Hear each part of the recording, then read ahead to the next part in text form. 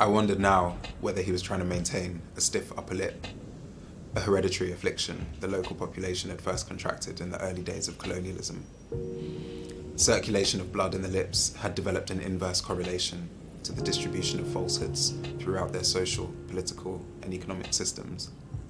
I couldn't blame him for succumbing to their tried and tested coping mechanisms, and in fact, we both agreed that in order to conduct his research more thoroughly, he would, for a time, have to live more like them. I suggested he read some of the early anthropologists for inspiration. Untitled, the Antibodies project, is an Arts Council funded moving image piece that I started earlier this year. Yeah, after the summer of 2020 and that whole season of kind of anti-racist action all over the world, I was really drawn to the body-worn camera as a reluctant tool of oppression. The thinking was, like, can you imagine being a really versatile documentary maker, for example, but the only work going is documenting and submitting as evidence in court, like the violation of black and brown bodies by the state. That must be how a body-worn camera feels, and the idea kind of grew from there. I put together a proposal that allowed me to tie together the thinking of academics that I'd been reading with the work of artist filmmakers who I'm really inspired by. And the nature of the grant meant that I was able to experiment without necessarily producing a finished work. But as time went on and I was filming and researching, it became clear that the fragments I'd been developing really wanted to come together into something a little more organised. It seemed only the spiciest of gossip could hold his attention, and even that would only last a second. Exhausted, I resorted to showing him my latest videos of the cats, who surely even he would struggle to view through the lens of white supremacist capitalist patriarchy. He said that on the continent, his uncle bred kittens for consumption. Cat meat was served in chop bars and at lads' nights under the stars, codenamed Joseph, grilled and served with roasted peanuts and chito. It made him think of what he would call dog meat if he were to systematically assassinate the pets who defecate all over the leafy Islington boulevards he was now calling home. I gave him the number of a friend who'd written the code for Dad, a low-carbon lunch delivery app. Although I had that very morning seen a dog walker dangle a laden poop sack from the same hand that carried their morning pastry, neither of us could recall ever having seen a black person pick up a dog mess in this city. The work centers on two characters. The first, AB, is a social scientist who reconnects with the second, an unseen, unnamed narrator, after a mutual friend of theirs dies in police custody. AB becomes fixated on continuing that friend's research concerning moving whilst black, a study of how Black Britons move in public and private space.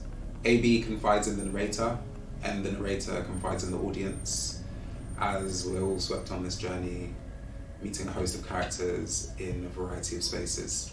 It's quite a hard film to classify or assign a particular genre or style to.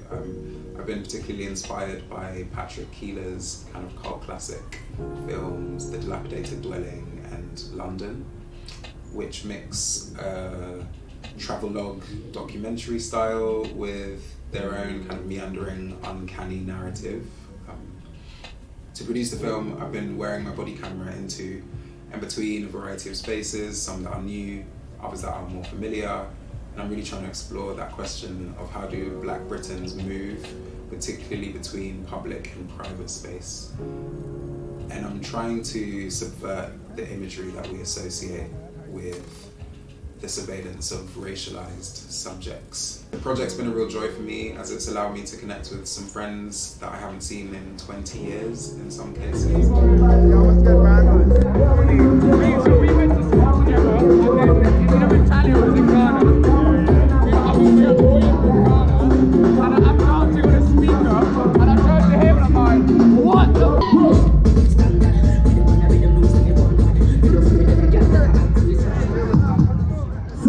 this next song is called One Leg. Let me show you guys how to do this dance. I know some of you know how to do it already. So it goes like, see. it's also brought me closer to artists and thinkers that I really admire. I feel really lucky to be able to collaborate with Ashley Holmes, a Sheffield-based artist whose practice covers sound, installation, performance, and moving image.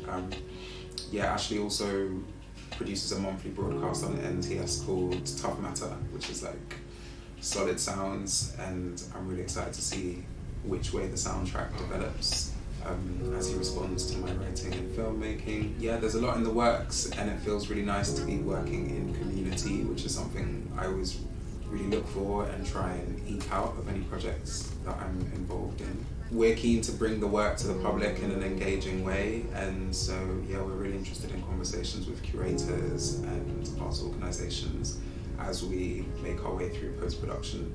Another maitre d' had kept him waiting at the door an unreasonably long time. Your voice does a curious thing when you're finally afforded an opportunity to speak to them, he said. It raises in pitch, a lofted attempt at diplomacy, and also a tightening of the ribcage, the abdomen, the larynx, and the esophageal tract. Your body is in fight or flight mode, and you struggle to keep it under control. And your voice, light and constructed by the hope, fights to its very core to suppress the knowledge that what you think is happening is actually what is happening. Yes, I do have a reservation. For two. Bereft of choices on a Tuesday night in South London, you spend money at the establishment staffed by a supremacist and read your book rather than catch their eye as they whip out smiles for days for every other diner, the ones they want in their space. In all of London's bountiful food scene, no two words strike as much fear in your fragile heart as authentic Italian.